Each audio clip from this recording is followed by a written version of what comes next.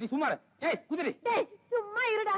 நான் உன்னை கல்யாணம் பண்ணிக்க மாட்டேன். அங்க இருந்து கீழே குதிச்சு அரையும் குறையமா உசுருந்ததுன்னா கையில அருவாளுக்குது ஒரே போடா போட்டு தள்ளிடுறேன். பேசாம இருடா. என்னம்மா இது கழுத்துல கத்திய வச்சுட்டு பேசுற மாதிரி பேசுற. உடனே கல்யாணம்னா எப்படி?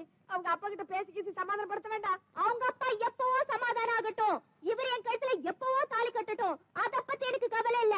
நீங்க இப்போ நான் தான் உங்க மருமகன்னு வார்த்தை கொடுக்கறதா இருந்தா மட்டும்தான் நான் கீழே இறங்கி வருவேன். ஐயோ என்ன இப்படி சிக்கல்ல மாட்டி விடுறாளே.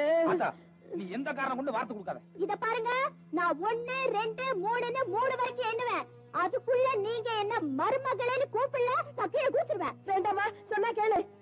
1 2 3 குதி. அடே சும்மா இருடா. சரி 3. ஐயோ வேண்டாமா வேண்டாமா. என்ன சொன்னீங்க? வேண்டாம் மருமகளே வா.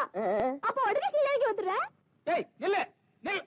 நீ இறங்கி வா. உன்னை வெட்டறே இல்லையா பாரு. அடே என்னடா நீ என்ன ஆட்டா? பச்சை போய் பேசி கல்யாணம் பண்ணல அப்பாக்கு அவ்வளவு பெரிய அவமானத்தை உண்டாக்கிட்டா. அதோட உன்னை அப்பா வேற பிரிச்சுட்டா. நீ எதுக்கு அவளுக்கு சப்போர்ட் பண்ணி பேசுறேன்னு வேண்டாம். எல்லாம் சரிதான்டா. இப்ப அவ கீழே குதிச்சு வரேன்னா அப்புறம் அந்த பழி உன் மேல தான்டா விழுகும். எது வந்தாலும் பரவாயில்ல. பாருமா, நீ கல்யாணம் ஆகாத பொண்ணு. ராத்திரி நேரத்துல வெளி இடத்துல எல்லாம் தங்கினா ஊர் உலகத்துல ஒரு மாதிரியா பேசிடுவாங்கம்மா. அப்படியா? ஏய் என் பொட்டியை கொண்டாடி. இது பாருங்க, நான் வரும்போது எங்க அப்பா கிட்ட சொல்லிட்டு தான் வந்தேன்.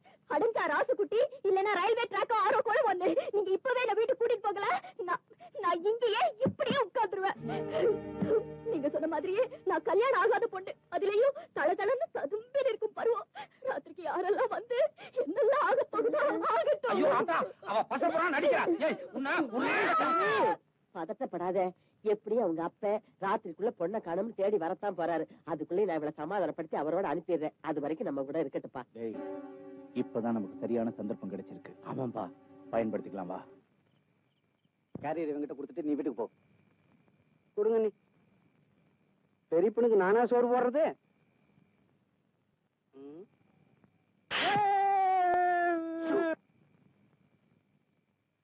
போய் பாசம் பொங்குற அளவுக்கு அழுதுகிட்டே சாப்பாடு போடணும். புரிஞ்சுதா? ஓ